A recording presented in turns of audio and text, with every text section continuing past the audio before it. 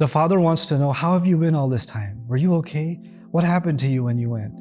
And he could have told him, well, they threw me in a well and I was freezing and I got bit by a snake and I was getting hypothermia and then somebody brought me out and they beat me up and they threw me in the back with the animals and they sold me in a market and then I was serving somewhere as a slave and I had to learn their language. And then there was this crazy lady, and he doesn't complain about any of his pain. He knows right now it's time to give my dad relief. He says, Allah was so good to me the day he brought me out of prison. Bismillahir Rahmanir Rahim. رب قد آتيتني من الملك وعلمتني من تأويل الأحاديث فاطر السماوات والأرض أنت ولي في الدنيا والآخرة توفني مسلما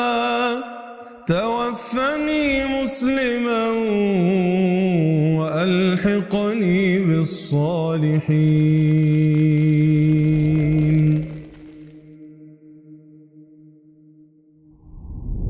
رب اشرح لي صدري ويسر لي أمري واحلل عقدة من لساني يفقه قولي.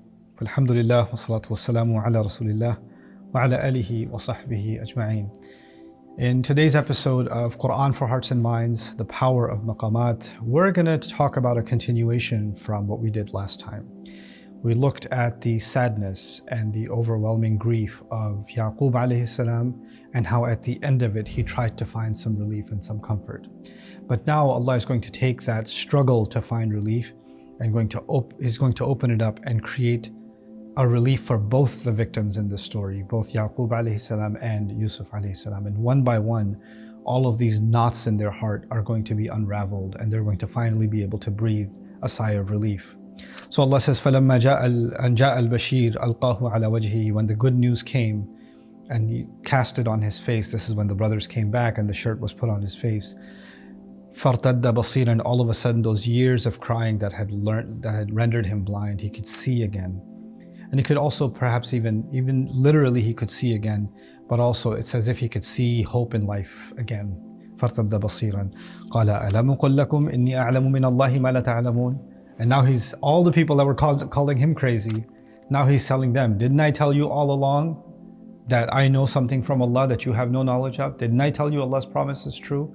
Because he knew that this is going to happen in the end. He had this conviction because of the dream he saw of his son, that something special is going to happen. Allah will fulfill his promise. There's no way Allah is not going to leave that promise.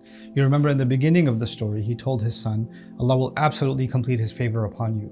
So there's no way he would believe that Yusuf alayhi salam is lost or he's dead, but the fact that you don't know what happened to your child, right? What suffering they're in, where they might be now. That's the anxiety that he was living in. قالوا يا أبانا استغفر لنا ذنوبنا إنا كنا خاطئين. Now the same sons that were humiliating him, yelling at him, getting angry at him, lying to him. It starts with the worst abuse that we saw last episode, and then it took many other forms of abuse for an entire generation.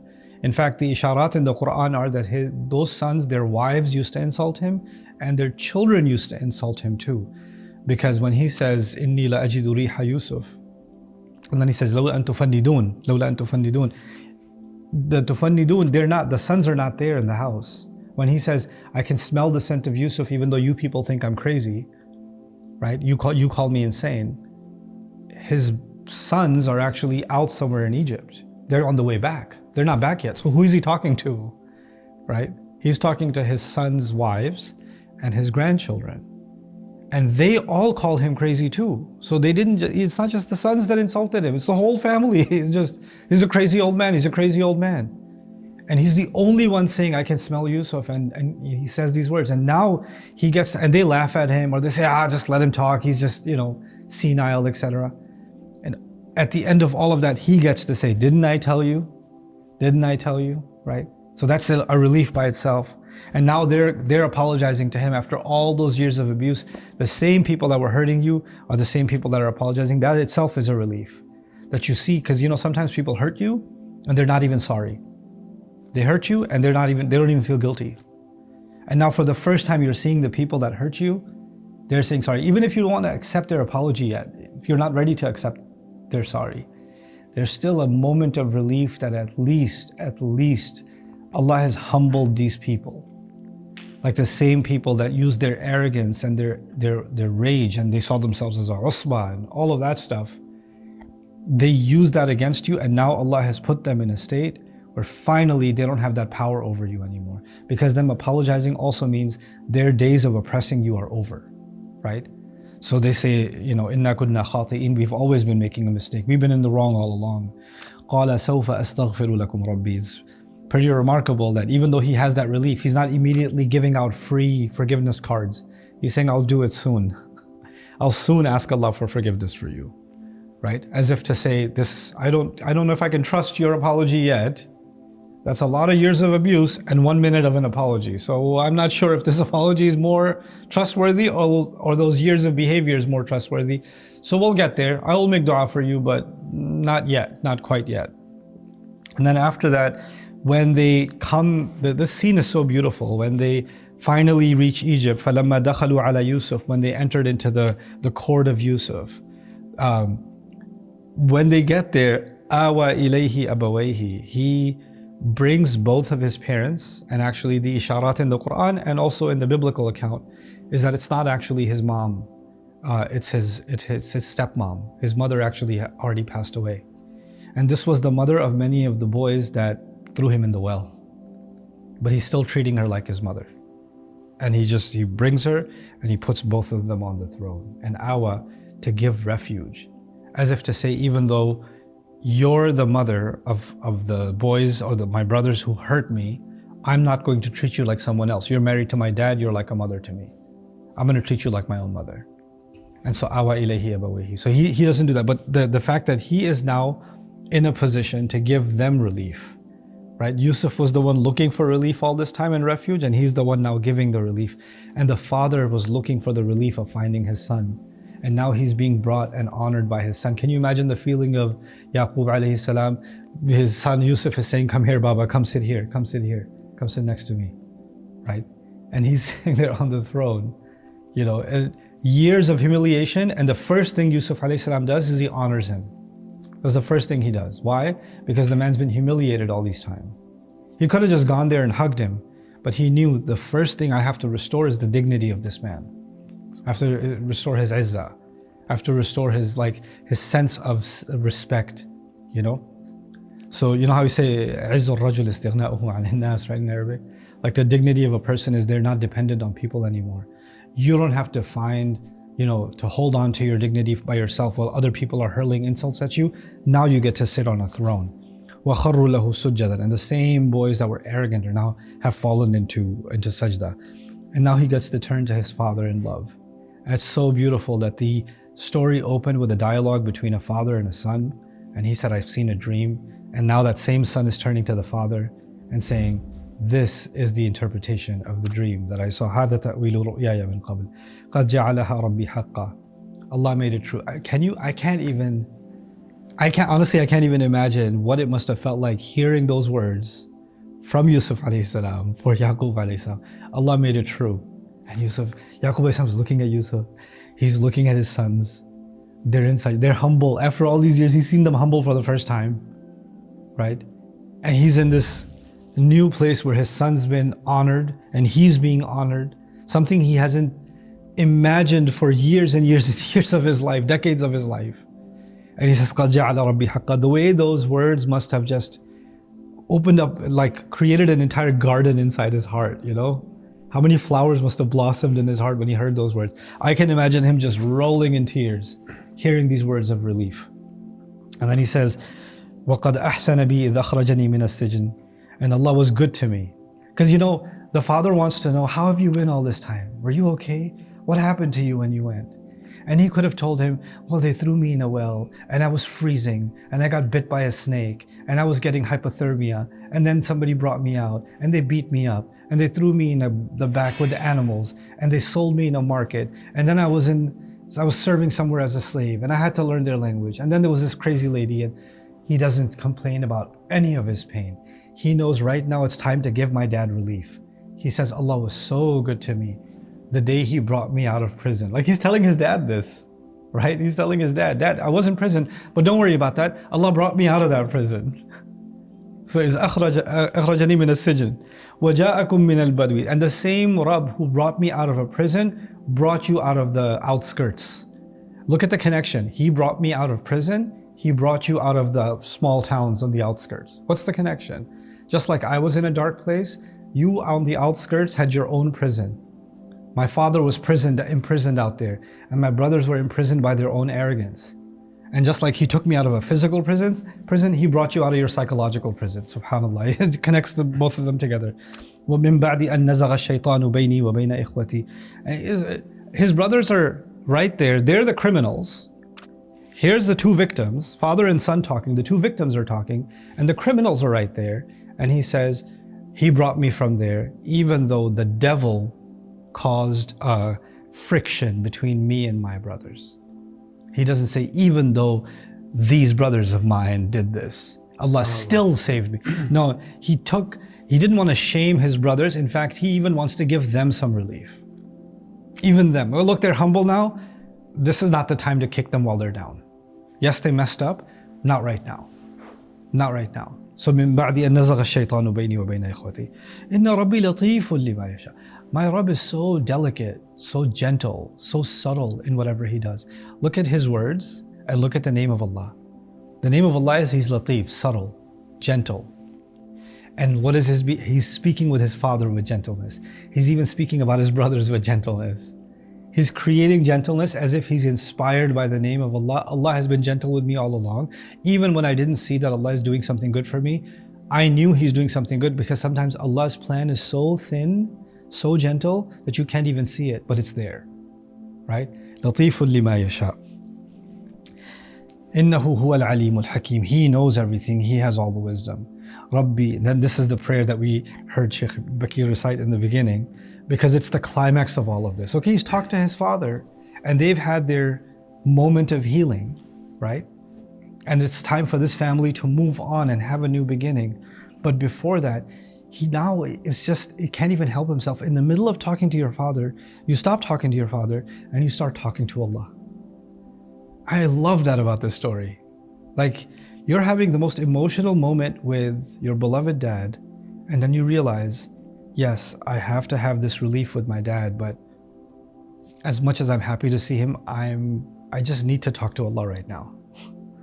He just turns to Allah and says, Ya Allah, Rabbi qad ataytani min al-mulk. My Rabb, you gave me some share of power and kingdom. Meaning, in that word, it's a very loaded word. It's a kinaya here. What he's saying is, Ya Allah, if you didn't put me in this position, I could have never brought my family together. This is not me, you did this. I was in jail. There was no reason I should have got out of jail. There's no reason the king would hear me. There's no reason some corrupt politician wouldn't get me killed. None of that. I didn't deserve any of this. And just because I interpreted a dream or made a demand from another prisoner that I'm not asked him about what happened with those women, doesn't mean the king would listen to this. He's saying women, what do I care about women? Keep him in jail. You are the one who gave me this piece of kingdom. He recognizes this. Everybody in Egypt is impressed with Yusuf alayhi salam. And Yusuf alayhi salam says, no, I didn't put myself here. I know you put me here. رَبِّ قَدْ أَتَيْتَنِي مِنَ الْمُلْكِ وَعَلَّمْتَنِي مِنْ تَأْوِيلِ الْأَحَادِيثِ. And you taught me some of the ways to interpret all kinds of speech, just like I interpreted the dreams. In other words, Ya Allah, you gave me this one good, but then you turned that one good into this giant kingdom. There's no connection between the two. If you say, I know how to interpret dreams, therefore I'll become the minister of finance. There's no connection. You made that connection. That wasn't me. You just gave me this one skill, and look what you did with it. فَاطِرِ السَّمَاوَاتِ وَالْأَرْضِ. Just like Allah created the universe, the skies and the earth out of nothing. The same way you took this something that had no connection, had nothing connections to where I ended up. That's because that's what you do. You are the owner of kun fayakun, right? فَاطِرَ السَّمَاوَاتِ وَالْأَرْضِ أَنْتَ وَلِيِّي فِي الدُّنْيَا وَالْآخِرَةِ. You're the one who created the skies and the earth out of nothing. You're the one that's my protective friend in this life and in the next life. He's essentially saying, Allah was protecting me when I was in the well. Allah was protecting me when I got taken out of the well. Allah was protecting me when I was being sold. Allah was protecting me when I was serving. Allah was protecting me when I was being attacked by that lady, when I was being falsely accused, when I was thrown in prison. This entire time Allah has been protecting me. And Allah is right now protecting me too. The government is not protecting me. The king is not protecting me. The army is not protecting me. This throne is not protecting me. Just like it was just me and Allah in the prison, it's still just me and Allah right now on the throne. He's not blinded by the situation around him to think, oh, now I have power. Now I'm safe. No, I'm just as weak as I was then, and I'm just as safe as I was then because Allah is my wali the whole time. And that understanding leads to the understanding of how Allah is going to be with us on Judgment Day. Because it won't matter if we were rich or poor. Allah is our wali in dunya and akhirah. So he says, Anta waliyi fi dunya wal akhirah. It's actually the climax of all relief is knowing Anta waliyi fi dunya wal akhirah. That's the climax of all relief. Tawaffani musliman wa alhiqni bis salihin. Take me as a Muslim and join me. What a way to end this, right? This entire story is about a family that got broken apart, and in the end they had ilhaq. They had a reunion. And he says, yes, this is a reunion, but there's a much more important reunion. And that is when you take me, I'm going to be separated from this family anyway, because I'm going to die, right? This is a beautiful reunion, but I'm going to go. And then at that point, the most important thing will be, just take me in surrender to you in Islam. I just want to be surrendered to you peacefully. And when I'm raised again, I will need another reunion, but this time I need a reunion with good people. Just raised, it doesn't matter if they're family or not family, that's not the most important thing on Judgment Day. I just want to be on the people of the right hand. That's all that matters to me then. Alhiqni bis salihin. It's perspective. It's what an ultimate perspective. Life, in this life, there'll be union, there'll be separation, there'll be distance, there'll be closeness. But in the end, there will be separation. There will be death. And then there's going to be permanent reunion or permanent separation. That's the only thing that's left. So he puts this reunion and this separation in perspective with the ultimate reunion and the ultimate separation when he says, وَأَلْحِقْنِي بِالصَّالِحِينَ. What a profound, beautiful way to just express his love and his connection to Allah at the end of this amazing, amazing story. So let's have Sheikh Ibrahim have him recite even from the relief of Yaqub alayhi salam, فَلَمَّا أَنْ جَاءَ الْبَشِيرُ, all the way to this again, and enjoy that and feel the power of these words. Also the ayah after that, after the relief to Sayyidina Yaqub, was the relief to Sayyidina Muhammad. Yeah, so beautiful, right? ذَلِكَ مِنْ أَنْبَاءِ الْغَيْبِ نُوحِيهِ. These are from the news of the unseen we're giving to you, Muhammad sallallahu alayhi wasallam. SubhanAllah. Like Rasul sallallahu alayhi wasallam loves the Quraysh, loves Banu Hashim, loves his uncles, loves his cousins, and none of them are listening to him. And they're acting like the brothers of Yusuf. And Allah is saying, eventually there'll be a reunion for you also. Fath Makkah is coming one day. Right? So the feeling of relief, I think Maqam al-Kurd works with it and Maqam al-Hijaz as well, but I'm going to use Maqam al-Kurd inshallah. Maqam al-Kurd. Good maqam to express the feeling of relief. So the rhythm of it makes you feel a kind of relief. Okay.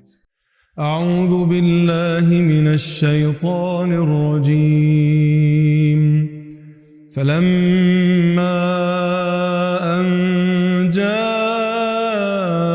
البشير ألقاه على وجهه فارتد بصيرا قال ألم أقل لكم إني أعلم من الله ما لا تعلمون قالوا يا أبانا استغفر لنا ذنوبنا إنا كنا خاطئين قال سوف أستغفر لكم ربي إنه هو الغفور الرحيم فلما دخلوا على يوسف آوى إليه أبويه وقال ادخلوا مصر إن شاء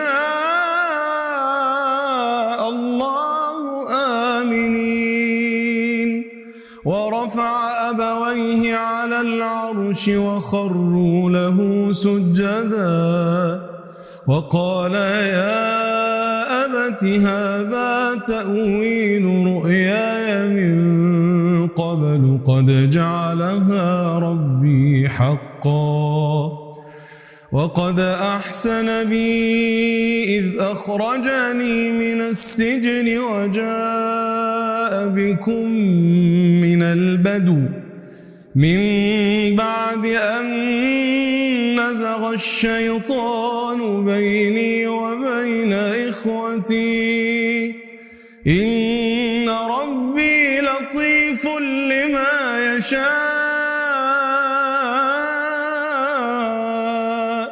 إنه هو العليم الحكيم رب قد آتيتني من الملك وعلمتني من تأويل الأحاديث فاطر السماوات والأرض أنت ولي في الدنيا والآخرة توفني مسلما وألحقني بالصالحين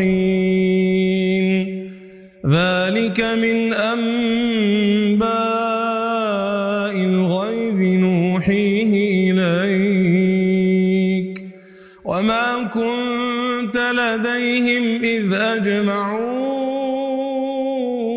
أمرهم وهم يمكرون